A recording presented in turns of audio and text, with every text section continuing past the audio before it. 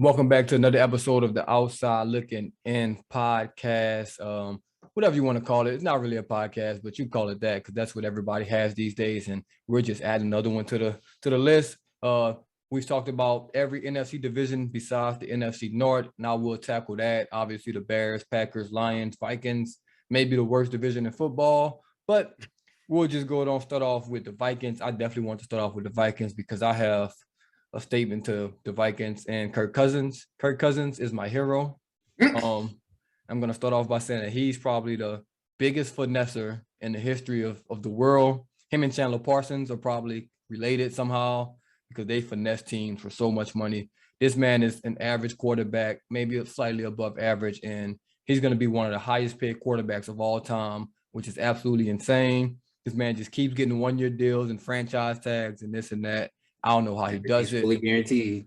And the Vikings, I mean, him and Jefferson are going to do their thing, and Delvin Cook, but they're going to be a middle of the pack team. But that might be good enough in this division, man, because some other teams lost some things, which we'll get to later. But with the Vikings, they didn't really change much. New coach, but same old Kirk Cousins is not going to really get you far, in my opinion. Well, to be honest, before all this, I thought that the biggest finesser in NFL history at the quarterback position was Sam Bradford. But Kirk Cousins, he's blown that out the water these past, 6-7 years? It's a finesse list out there. It's a Chase Daniel, Matt Flynn. It's some finesse. Oh, most definitely Chase Daniel. It's some finessers out there now that I think about it. They got some finessers. So but I mean, I agree with you completely. They really haven't done much. And then I'm also not really expecting much from them. The offense is going to be good to great, depending on like their opponents and stuff like that. He's going to put up numbers. They're going to light it up, but it's like, they're going to be close. They're either going to win by 3, lose by 4. Like that's how their season's going to go. Like they'll surprise me if they aren't like around 500. Like if at most, I'm thinking 2 games above, but we'll get in all those predictions and stuff later. But as of right now, their team's not much different. Yeah, man. Like I said, it wasn't too much to really talk about, on those guys' part. We can switch gears to the Bears. Obviously, it's going to be the Justin Fields show. He's going to get to show, what he can do at quarterback this year. Unfortunately, he's not going to have anyone to throw the ball to. So that's going to hurt him. And unfortunately, they didn't sign an offensive head coach. They fired Nagy, which was thankfully they had to do that. But they hired the Matt. I can't pronounce his last name. We're just going to go Eberflus. We're just going to go with that. If that's not his name, oh, well, you can't beat me up. Coach E. Yeah, Coach E will work. They signed him. I'm not sure if they signed an offensive coordinator yet. I would assume they have, but that's going to be huge. They have to develop Justin Fields.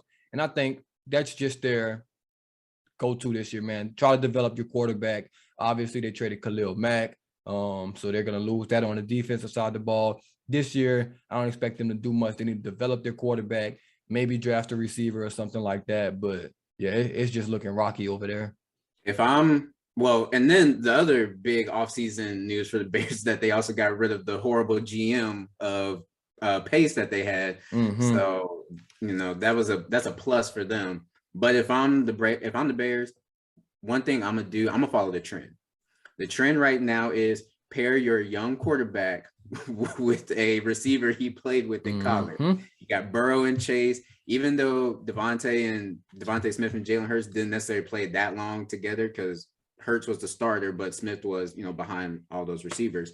They still had some type of connection on the field and stuff like that. So go out there, get one of those 2 receivers from Ohio State and pair them with Justin Fields. It'll definitely help him, make him feel more comfortable, give him a target that he can trust in and stuff like that. So that's what I would do. But outside of that, they traded Khalil Mack. So they know they're not necessarily competing. They're rebuilding around Justin Fields. So it's all about progress. Just see more progress than what you saw from him last year. And, that third year would be the key year. Oh, and also, I'm sorry, Bears fans. I just realized y'all don't even have a first-round pick this year. So, wow. Disregard that. I'm assuming it's probably either Khalil Mack or the move up to get Fields, probably. So, yeah. Oh, wait, it is the move up to get Fields, because if I'm not mistaken, did they trade with the Giants? Could possibly. I don't remember, but yeah, they definitely don't have a first round pick this year. So, sorry, Oh, there Justin goes that. Fields. Yeah, you're not. That's not gonna work. But hey, man, they can. It's this receiver class is deep, so they can probably move back up into the first, without giving up a first, maybe 2 seconds or something like that. So they might be able to snatch one late first round if one's there, but it's not looking too good for them next year. And we can start with the Lions. See, I love the Lions because their plan is to tank, tank, tank, tank, tank. They basically did the opposite of the Jaguars. The Jaguars are signing no one that played for the Jaguars last year, and the Lions are signing everyone that played for the Lions last year, or the Jaguars, because they signed DJ Chark. So they don't want to win. I don't blame them. It's nothing they can do to like put them in a chance to make the playoffs or contend this year. So just, hey, run it back. Let's tank again. Let's get more picks, more good players. They're not going to be, any conversations to probably 2 or 3 years at best, at the earliest. So hey, why not just bring all of the players back you have and just tank it up again and let everybody have fun. I was about to say everybody loves playing for the coach. Like they have some fun out there. So, but I agree. I really don't expect much from them. You got Jared Goff at quarterback. So for every good you're gonna get, you're probably gonna get 2 bads with it. So it's like, I mean, what are we really expecting? 4, 5 wins maybe, but that's being generous. Yeah, they really didn't do anything to be like, oh, okay, they're a force to be reckoned with, or they might be a potential dark horse. Like, no, they haven't done anything. They would have to surprise us while the season is happening. Yeah, basically the best thing going for the Lions is they have the number 2 pick, and they can draft a stud up there, probably Hutchinson or Thibodeau, or if they want to go to safety, Kyle Hamilton. If they want to, I don't know how they feeling, but if they want to get another top 5 corner in Stingley and try and do that, because I think they kept Okuda. It's terrible, but all right. So if they want to try and build the 2 of them together, who knows? But like you said, they've got plenty of options, or they could trade the number 2 pick. That's what I would do personally if I was them. I would trade back, but teams usually don't really like trading back out of those picks because it's not really a quarterback someone can trade up for this year. So I don't think anyone's going to be interested in moving up to number 2 without any big time quarterbacks. And last but not least, the Packers. I'll let you go on the Packers first because I got something to get off my chest.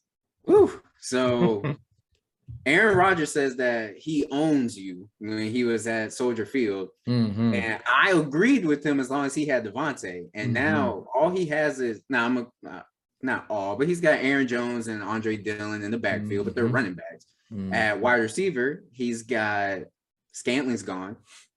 Devontae Adams is gone. I think Cobb is a free agent, if I'm not mistaken. Also 60. Yeah. So all you have left is Lazard, and he missed him wide open in the playoff game when he threw to if I'm not mistaken, a triple cover Devontae.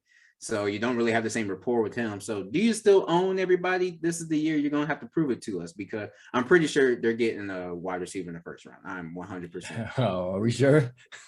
Well, I mean, that's true. Oh, we sure? They would need to. The defense is still kind of intact. They, released Zadarius Smith.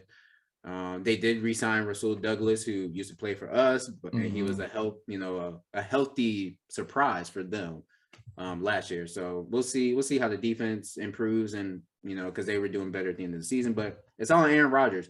I think this is his year to prove if he is or is not better than Tom Brady in a sense, because Tom Brady did damage with having no names at the wide receiver position. So is Aaron Rodgers going to do the same? And we'll just have to wait and see. I do still think that the Packers will win the division, but we'll see. They allowed the Vikings get a little closer, but we're gonna have to see what Aaron Rodgers does. All right. First thing first, Packers, they need someone to own their team. They need to let's get it out the way. They do. They have like 1 million owners right now. Yeah, that's the problem. They got way too many people owning the team. Someone, NFL needs to step in and end that. Let someone own their team, because right now they're letting Aaron Rodgers do what the hell he wants, and it's going to ruin their franchise. Signing him to $50 million per year is great if Devontae Adams stays, if some of these other guys stay.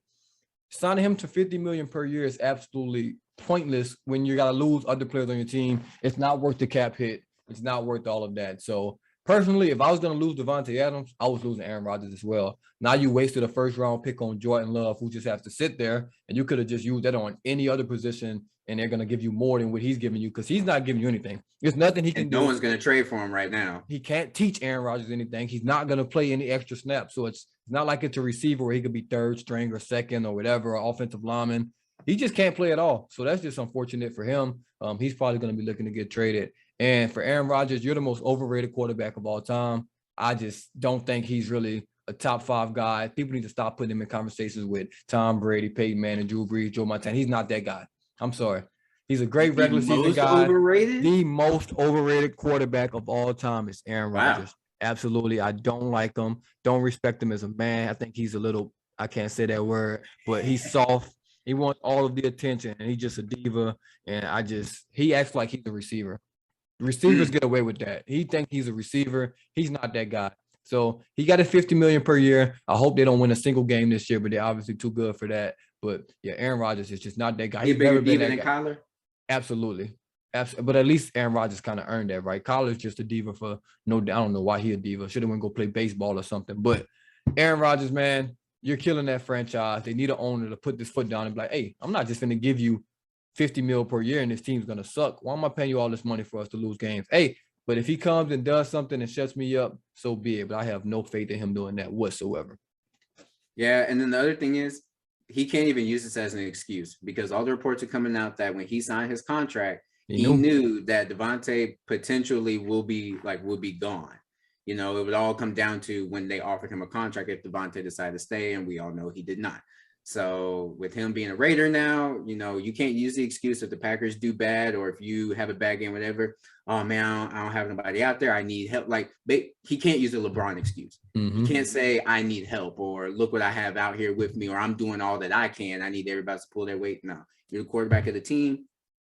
Like I said, Tom Brady. I don't really like Tom Brady, but I'm gonna give him his props, his credit. He did a lot with not having big names. Even when he actually won less when he did have big names because he and Randy Moss ain't win nothing. But you know, the thing is, it's just not a good look. And my last, like Aaron Rodgers, last year you said out your mouth, Devontae Adams is the best football player I've ever played with, this and that, and you just let him walk out the door. If Aaron Rodgers went to whoever the GM is up there or whatever and say, hey, we have to have Devontae Adams or I'm not coming back. I'll do whatever it takes for him to come back. He'll be there. That's the one thing I'll give Tom Brady credit for, man.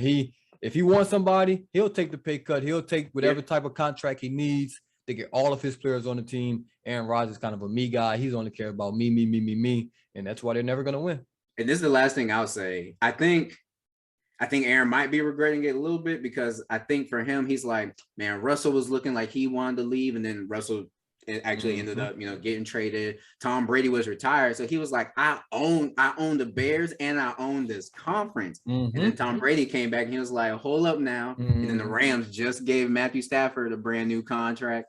So Aaron, I don't think he played the cards right on this one. He didn't. And he could have waited as long as he, wanted to, and he would have had offers on the table, obviously. So yeah, man, that'll wrap up the not the AFC. Look at me. I'm already moving on to the next one. The NFC North. We will be on to the AFC, all 4 divisions. AFC West obviously going crazy this summer. So we'll definitely get to that. But yeah, man, that's it for the NFC. That's all wrapped up, all 4 conferences. Let us know who y'all think will win this conference and what y'all think about all these teams and whatnot in the comments below. Thank y'all for tuning in once again. And we out. Peace. Fuck Aaron Rodgers.